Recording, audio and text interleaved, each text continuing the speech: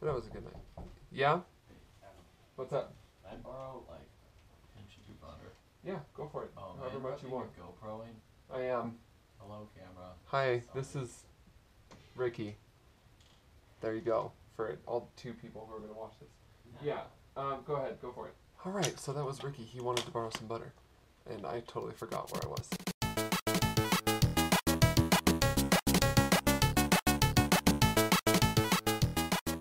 Hey everyone, and welcome to another edition of A Casual Adventures Throwback Thursday vlog. A vlog in which I, Adam Stylen, share with you some kind of adventure or story or funny happening from my past that I think is worth sharing and that you might enjoy. Today's vlog is going to be a shorter one than the last one. I'm aiming to have all of these vlogs be under 10 minutes, so that should be good for all of you. Just so you don't have to sit there for 20 minutes and watch me talk, because that's boring. As you may have noticed, the video quality of this vlog is much better than that of the last vlogs. I got a GoPro camera and I'm finally able to use it, which I'm super excited about.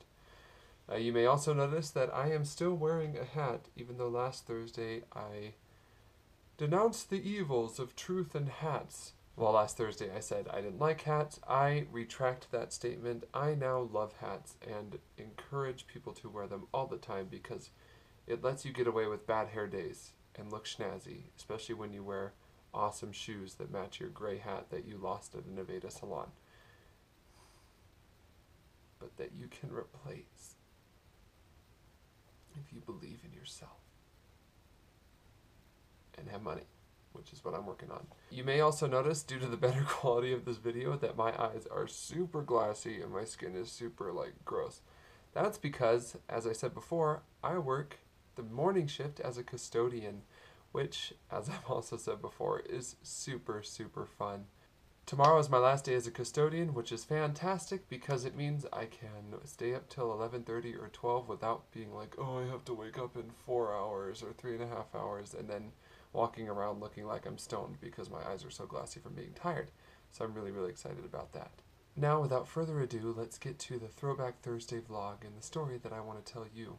Today's Throwback Thursday vlog is kind of a cool one because this week marks 1 year since I returned from volunteering in South Africa.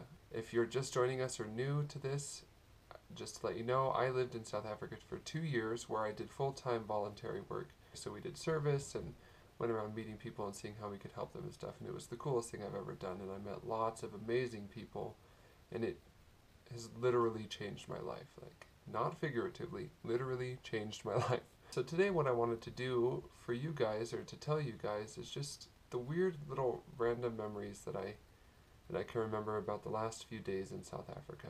It's not going to be a fantastic video, just because, one, I'm really tired now, and two, those last few days in South Africa I was not sleeping well because I had to get on a plane, which stresses me out to the max because I'm super terrified of planes. So I wasn't sleeping very much, I wasn't eating very much, so it's all kind of a blur. So the things I'm sharing with you guys are just what I honestly can remember from that day. And I don't know if I'll be able to tell you everything in order, but I'm going to try. So the first memory I have, or that I want to share with you guys, is being at the mission office, which is where all the missionaries gather before transfers. I was at the mission office and I was saying goodbye to a lot of people, and I remember my friend Zach had gone with us, even though I don't think he needed to, he just wanted to because it was the last day I was going to be able to see him for years, and we had just become friends 5 weeks before, and he just wanted to spend as much time as possible with me. So it was funny just because I'd walk around and saying goodbye to people, and Zach would kind of always be there attached to my hip. And you know when you're going somewhere or trying to do something and you have to leave, it always feels like you're going to leave 5 times. You think you're ready to go and then something happens and you're not actually leaving. Well, that happened to us, and so Zach, every time that we thought it was time to say goodbye, he would give me a big old hug and say goodbye and stuff, and then I'd be there for another 20 minutes or half an hour. So I think we said goodbye 4 or 5 times. The next thing I remember is kind of getting somewhat of a surprise visit from 2 of my favorite people in South Africa. In the second area I served in, there was a family called the Vilakazi. They were the Vilakazi family. And there was Ma and Pa Vilakazi and their children Tlankla and Peaches. From the moment I met them, I felt like a part of their family. They were just, when you meet those people and you click and it's just perfect, that's how the Villakazi family was for me. So when I left, they all wanted to come and say goodbye. However, the dad and Klankla could not come because of school and work.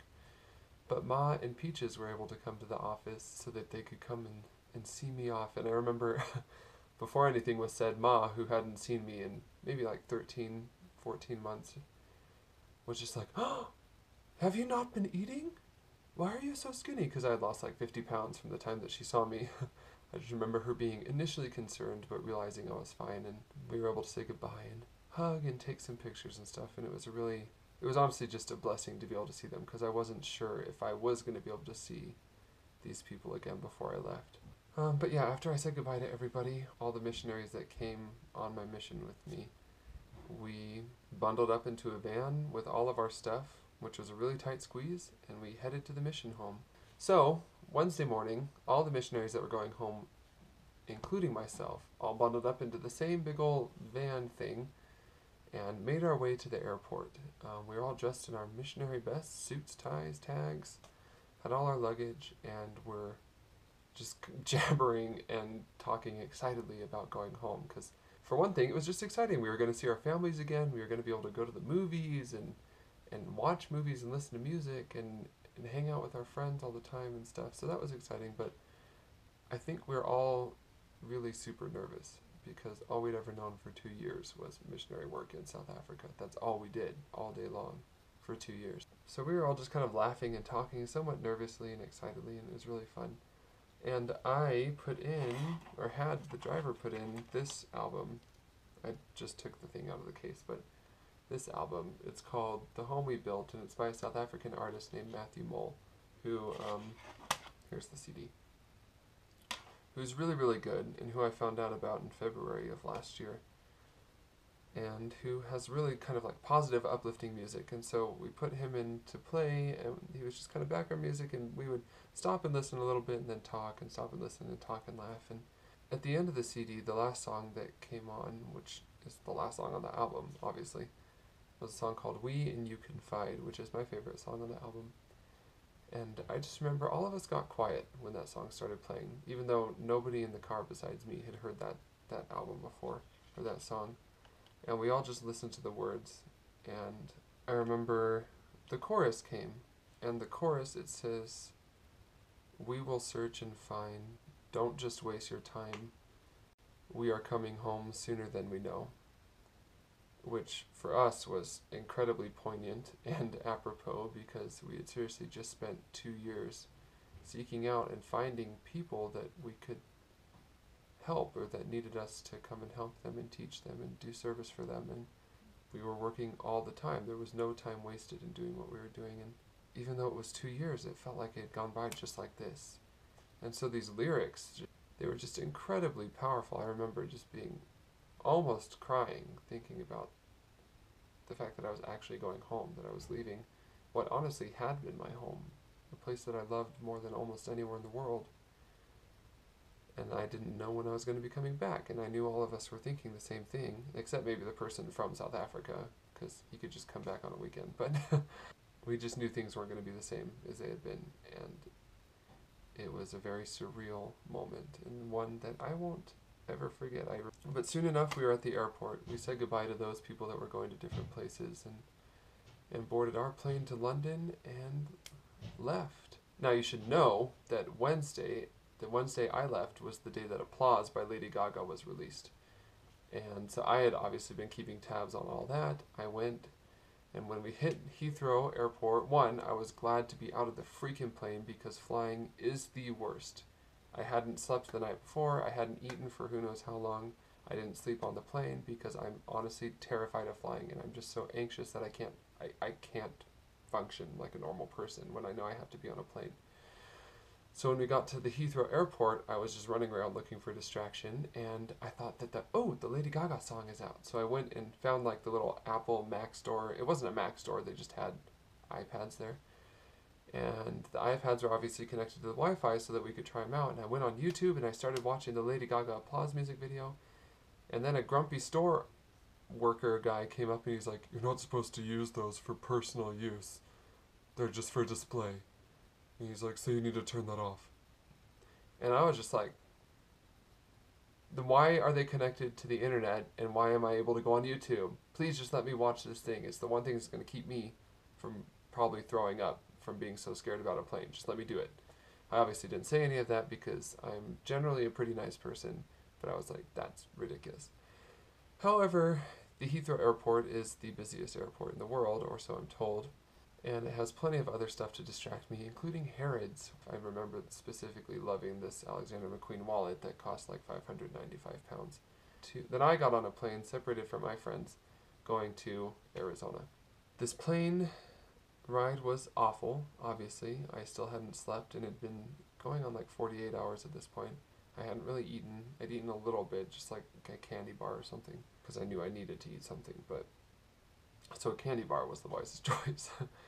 Anyway, I remember being on the plane and I started watching that Tina Fey Paul Rudd movie where she's like an admissions counselor for Yale or something, some Ivy League school. Anyway, so I was watching this Tina Fey movie that I'd never even heard about just to try and keep my mind off the plane. And I remember the girl in front of me on her little TV screen was watching some HBO show. I'm not going to say the name of it because I don't want people to feel bad if they watch this show. But it's an HBO show, so there were boobs flying all over the place. And I remember thinking, great, of all the planes that I have to be on, I get stuck on the one where they're watching porn. If God's going to bring down a plane today, it's going to be this one because everyone's watching porn and we're all going to go down in flames because of the stupid boobs that are flying all over the thing. I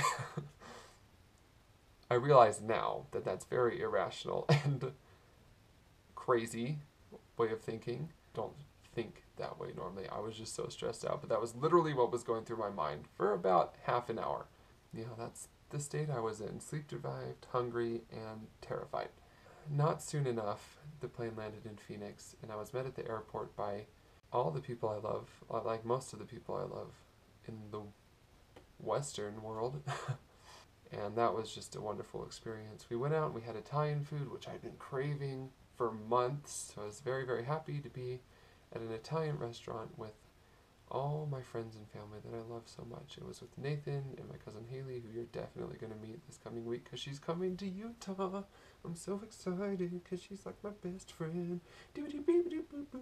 It was just a surreal, awesome, sad few days, and I think about them all the time, especially this week since it's been a year since then, and I can't believe how fast the time has flown and how things have changed and what my mission has done for me since I've been home and just the opportunities that have come because of it. And while mission was the hardest thing I've ever done in my life, it was also the best thing. Someone once said, and they put it perfectly, a mission is $1 million experience that I wouldn't pay a penny to do again. And I wholeheartedly agree with that because it was the best, worst time of my life. And it was the best and worst thing when it was over. So yeah, that's my Throwback Thursday story for today. All my missionary friends can relate to this. They might even remember things that I don't. I'm sure they do because different things stand out to different people. It's not that funny of a story or even that adventurous of a story, but it was a significant time. Very poignant time in my life, and I wanted to share it with you guys in celebration or in commemoration of the fact that it's been a year since I've been home. Anyway, come back tomorrow to the blog for Friday favorites, Saturday for sartorial Saturdays, and Sunday for the weekly wrap-up vlog where I wrap up everything that happens on the blog during the week and give you any exciting extra news or information that didn't make it onto the blog.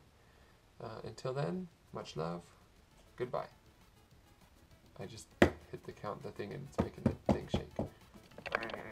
GoPro, it's so sturdy. Earthquake. Anyways, seriously, my roommate is slamming stuff. Maybe he's angry at the kitchen cabinets. I've done that before, and one day when my brother's with me, I'll tell you that story. Because it's funny.